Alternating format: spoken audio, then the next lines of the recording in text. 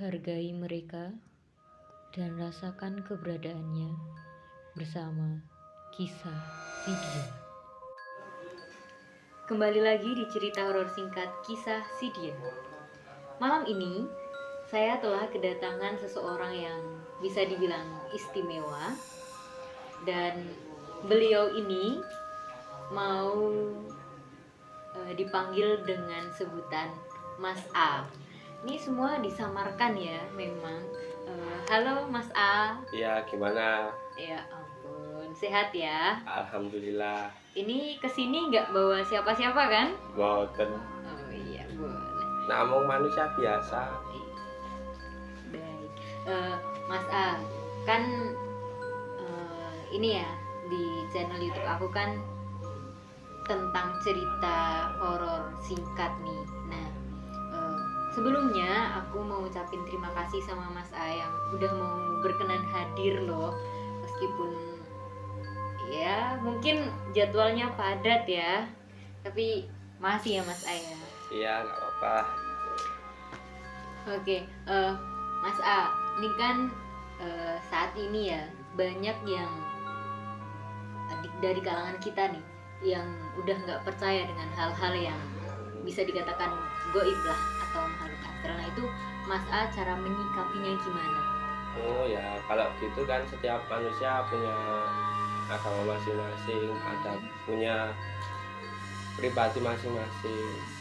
Silakan nggak percaya nggak apa-apa, tapi sebagai saya umat muslim harus percaya adanya setan dan jin. Dan Mas A ini termasuk yang sensitif kah, peka kah, atau yang mencoba untuk tidak merasakan apa yang ada di sekitar Mas A? Kalau sensitif sih dibilang enggak, tapi kalau di suatu ruangan di mana tempatnya lah, kalau ada hal seperti itulah yang kasat mata kayak gitu, kayak badan saya kayak ada sebuah energi kayak ya kayak gitulah, kayak ada bentrokan atau gimana. Nah itu Mas A mulai kayak terjadi bentrokan tuh karena apa awal mulanya itu? Semenjak masuk kuliah ini sih sepertinya. Oh, oke.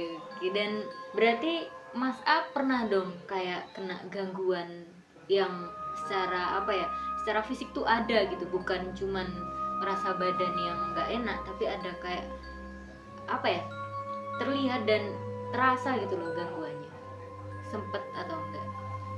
Kalau ngerasa secara fisik, sakit secara fisik itu paling ya cuma masuk angin sama panas dikit lah di area badan. Ada panas. Nah, kalau secara apa dia kayak kayak ini ya, kayak mulai kayak dia memancing aku, kayak masih belum bisa lah ya. Saya ya kayak tahu kayak gitu ya karena banyak lah yang cerita tentang saya kayak gitu. Sebenarnya kalau nggak ada yang cerita ya saya nggak tahu. Jadi awal mulanya memang Mas A ini masih awam banget ya, tapi mulai masuk ke perkuliahan ini mulai kayak mungkin merasakan aura-aura yang berbeda. Apakah karena memang suatu hal yang goib atau beban perkuliahan ini? Kalau semenjak saya kenal kayak gitu, bentrokan energi kayak gitu-gitu tuh ya dari mulai kuliah, semenjak kenal lah, ada temen dan banyak lah temen yang bisa ngeliat kayak gitu. Dan teman-teman saya ya, yang teman-teman saya ya juga bilang pas pertama ketemu saya ya katanya saya bukan manusia pada umumnya lah katanya gitu, tapi kan saya nggak tahu. Oh, jadi sempat Mas A nggak tahu tentang diri Mas A ya, kenapa teman-teman pada melihat Mas A kayak orang yang aneh mungkin ya, diem atau mungkin gimana sikapnya berbeda dengan yang lain mungkin. Soalnya banyak sih yang bilang kalau saya itu beda sama manusia yang lain, manusia biasalah yang nggak punya apa-apa gitu. Oh, dari sikap dan sifatnya tentang hal-hal yang nggak terlihat itu ya maksudnya. Iya. Terus dari Mas A sendiri ada nggak sih kayak pengalaman tentang hal-hal gangguan lah, intinya gangguan dari yang mengganggu Mas A lah selama ini tuh apa? Yang pas aku ceritanya tuh pas aku ke Magelang itu ndaki di bukit atau gunung apa itu nggak tahu saya. Lah itu pas perjalanan naik itu saya sehat lah, semangat 45 kayak gitu-gitulah kan, soalnya aku belum tahu lah kalau aku tuh tentang hal-hal kayak gitu. Ya tentang hal-hal kayak gitu, tapi saya tahu kalau di bukit-bukit itu banyak makhluk-makhluk yang enggak kelihatan. Ya awalan ceritanya itu saya mendaki ke gunung apa ya, lupa saya namanya, gunung kayaknya kalau nggak salah bukit apa gunung. Nah itu saya udah sampai di pos pertama itu, saya kan dakinya itu jam 3 asar sampai jam 3 asar itu naik baru sampai ke pos 1. Nah pas di pos 1 itu temanku ada yang bilang kalau jangan celelean lah kalau di ndaki ini. Nah saya ya orangnya ya petakilan kayak gitu-gitulah. Terus kan aku ngucap satu paling ya malu di situ nggak terima apa gimana. Kamu sempat sompral ya waktu itu? Sempat ya sempat ngomong kalau kan temanku ngomong kok nek ada pos 2 pos 3 berhenti sebentar ya istirahat. Terus aku jawab nggak usah lah, ngapain istirahat, dengan nada yang berani lah, kayak semangat dengan gitu nada ya? yang semangat dan kayak menyepelekan lah. Nah pas di pos 2 itu saya udah mau sampai di tengah-tengah, tapi pos 2 nya jarak pos 1 sama pos 2 nya itu sekitar ya jauh lah, nggak deket, nggak lumayan, pokoknya jauh lah kalau menurut saya, seingat saya. Nah itu pas di tengah-tengah itu badan saya itu udaranya di situ sih enak bagi teman-teman saya, tapi saya itu ngerasa udaranya itu dingin seperti ya angin berembus kayak gitu. Terus biasa itu semakin ke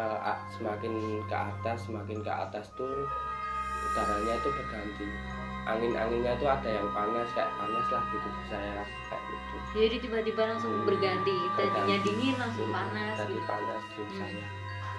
Terus muka saya, kata teman saya, pucat kayak gitulah. Terus padahal dalam kondisi itu Mas A masih semangat aja iya, ya? masih semangat. Nggak ada, belum kerasa apa-apa, tapi teman-teman ngerasa kalau iya, Mas A udah berubah gitu ya? Pucat terus mulailah ada gangguan secara fisik, membuat saya pusing.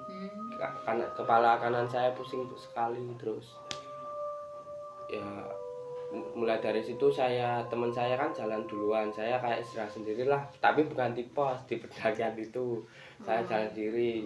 Itu sepi kok, di sana nggak ada siapa-siapa, cuma saya berempat. Saya berempat doang, teman saya 3 dan saya. Nah itu saya duduk, teman saya udah naik, tapi teman saya lihat kalau saya duduk di belakang. Terus saya bilang, wes kamu naik duluan aja, aku di sini, ntar aku susul. Terus temanku kan, alah nggak usah, aku temenin aja lah, daripada ntar ada apa-apa. Oh enggak, aman-aman. Tapi teman saya tetap ya disitulah, mungkin ya setiap kawan apa gimana lah. Terus mulai dari situ saya udah nggak kuat lah secara fisik, udah lemas dan mulai ada gangguan secara fisik, dan saya dibisikin lah sama siapa nggak tahu. Ada sesuatu yang bisikin Mas A? Ada yang bisikin saya dalam pikiran saya disuruh balik, nggak usah naik lagi ke sana. Tapi secara fisik saya ya udah nggak mampu, makanya saya ya manut aja lah. Jadi pada saat itu Mas A memutuskan untuk pulang kembali. untuk kembali. Hmm. Nah pas perjalanan turun itu tubuh saya mulai fit lagi, dan teman saya melihat lah ada, soalnya di situ 4 orang, melihat ada anak kecil lah yang lari ke bawah. Ya itu yang lihat teman saya cewek. Nah itu terus saya kan udah nggak mikir lah kayak gitu, masa saya udahlah balik. Nah terus yang mulai dari itu pas aku turun tuh badanku nggak sakit lagi, ya kayak sehat lah seperti semula lah. Itu pengalamanku yang paling aneh lah dalam segala pun.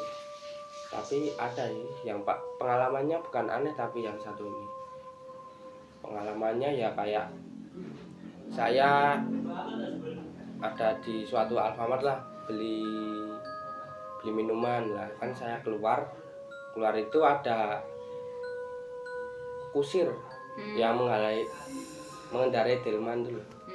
Nah mengendarai delman tuh orang Jawa lah pokoknya, pakai pakaian batik sama belangkon ya, pakai belangkon. Nah itu saya kan cuma ngeliatin orangnya itu yang pakai itu pada waktu siang hari atau malam hari? Sore hari. Oh sore. Pada waktu sore hari ya itu saya cuma ngeliatin kusirnya itu, terus kusirnya itu nggak tahu kok tiba-tiba menundukkan kepala. Ya 5 menit bisa dibilang lama sih, 3 menit 5 menit itu sambil dia jalan terus nundukin kepala ke saya kayak mau iya. Nah saya kan kok ngaret sih nyapa yang lebih tua, biasanya kan yang lebih muda kan. Terus saya ya dengan rasa hormat ya saya menundukkan kepala juga. Tapi itu kusir itu beneran wujud nyata kah? Iya, orang kusir nyata itu orang atau... nyata. Dia terus ini. Nah terus ada lagi lah cerita. Ya kan saya kerja sambiannya sebagai driver Sawi Food. Nah itu saya punya teman, tapi bapak lah usianya ya udah dibilang sama saya ya jauh banget lah. Nah itu dia punya pengalaman dan mengasih tahu aku lah tentang hal-hal seputaran makhluk astral. Nah, pertama aku tanya bapaknya, kan aku penasaran. Bapaknya pertama lihat aku tuh gimana, terus bapaknya itu menjawab, ya kamu beda dengan manusia biasa, dan kamu ini punya dan kan. Terus aku berbincang-bincang lama lah terus tuh ya dikasih tahu lah, kalau kamu udah tahu ya kamu suatu saat kalau kamu pengen tahu tentang hal-hal yang mengikuti saya, yang menjaga saya itu karena ya kamu dalam hati kamu itu, kata bapaknya ya karena kamu itu hanya percayalah kalau itu Allah yang melindungi kamu. Jangan minta perlindungan ke yang mengikuti kamu, meskipun itu baik untuk kamu, karena bapaknya gitu. Terus bapaknya itu ya cerita tentang dulunya gimana. Ya persingkat saja, bapaknya itu ya punyalah kayak pendamping gitu, kayak dia lebih pakarnya lah daripada aku yang orang yang masih bingung lah, linglung dalam hal kayak gitu kan. Kalau saya udah tahu kayak gitu kan semakin penasaran. Aku tanya ke bapaknya, ya kalau yang ikutin aku di belakang ini katanya bapaknya tuh kasar, dalam artian kalau semisal ada makhluk yang menyerang aku, otomatis makhluknya itu yang pendampingku lah. Jadi yang ada di belakang Mas Adi yang bantuin ya, yang langsung otomatis lah menyerang balik. Nah kan soalnya membentengi ya langsung otomatis lah menyerang balik. Terus aku tanya ke bapaknya, emang ini dari jagain aku dari kecil apa gimana? Ya sih kata bapaknya ya dari kecil, soalnya kan kata bapaknya energi itu ada dua ya ada banyak lah, tapi yang terutama itu energi murni. Nah, kata bapaknya itu energi murni itu energi yang di atas dari segala-segalanya, tapi itu bisa direbut sama orang yang di belakangku, itu bisa direbut sama orang yang energinya lebih tinggi lah dari yang jagaku, Dan ada niatan dan yang ada baik. yang niat